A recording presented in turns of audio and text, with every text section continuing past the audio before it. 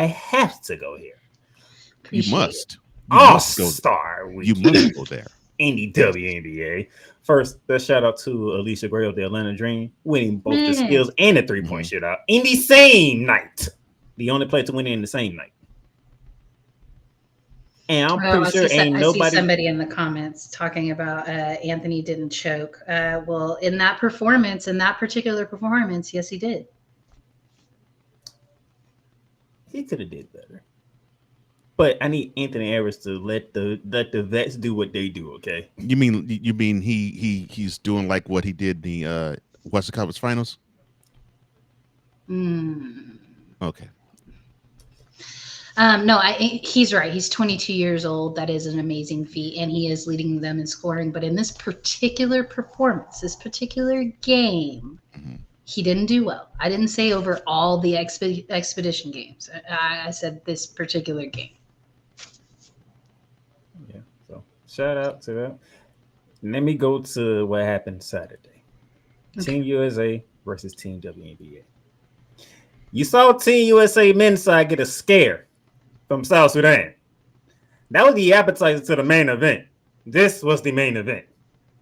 Saturday night in Phoenix, Arizona, on ABC. And history repeats itself.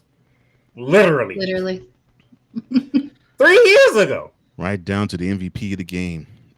I was at that one. I was covering that All-Star game. As you can see, 117 WNBA, 109 Team USA. Arike Ogunbowale, 34 points. And she got busy. Jeez. Yeah. Do you? That's why I put this picture on here. That is Caitlin Clark, Aaliyah Boston, and Alicia Gray going bananas of what Arike did in the second half of that game. Right. She scored no points in this first half. So let me go back to the thing. She scored no points in the first half. All this came in the second half. Right. So she went in. Oh, and by the way, I did say 3 years ago, right? Yes. Yeah. Because that's Courtney Williams right there. This is a picture from 3 years ago. You looking at DeWanna Bauman, you looking at Elijah Naney Hamilton, Kalia Koppel, Courtney Williams, Courtney Vandersloot, JJ, and I do believe that's Brianna Jones right there. Yeah. And what are they clapping for? Arike Ogunbowale. Right. My best or my favorite part about this was the differences in the MVP trophies. And just like it was a real big, what Ross does on Friends to Team USA not picking Arike 2 different times in a row. So, she said that she didn't go to the last mini camp. She went to the one in February, and I was able to do the press conference for that one. But that she knew right away that, the vibes were just kind of off, and so she didn't put her name in the running. So when the rosters came out, she was not surprised that she didn't make Team USA. But I love this. This was something that I know fit is important, and having 4 aces on your team and chemistry makes sense. But there has to be a point when stats actually matter. And when somebody's in second in scoring and you're averaging almost 3 steals a game, that's huge. Because there's several guards on Team USA that I think Arike could. Because when you talk snub, you got to talk who would you replace? Who would you take off? You can't just throw it out there and say, hey, there was a snub. No, you have to have who is she going to replace? And in my opinion, I don't mind that DT's on the roster because she's going for the record for the most golds, but Sabrina doesn't play much defense. And Arike is an elite defender. You don't average almost 3 steals a game and not be an elite defender. My thing was this. I didn't know the status of Chelsea Gray around that time the roster came out.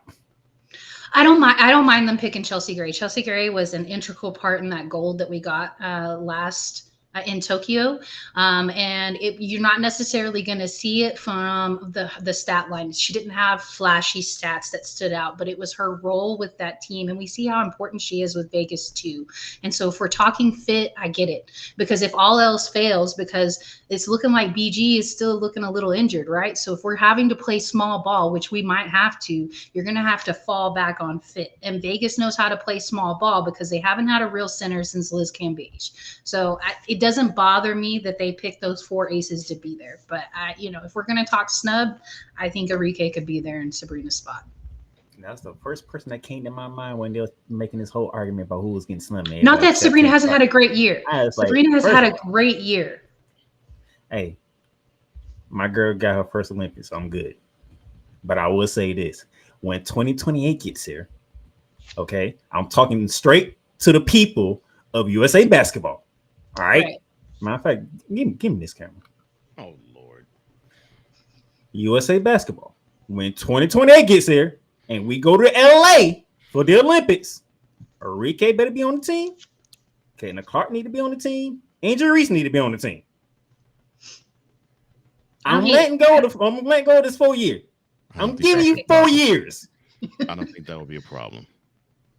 Right. But if this woman here, how long she been in the league, Megan?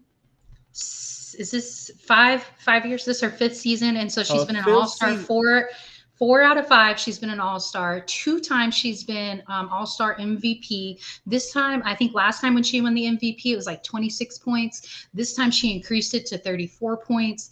And her defense has taken a different level. Now I get like winning matters. We're the worst team in the league right now. I understand, but that's not a part of Team USA.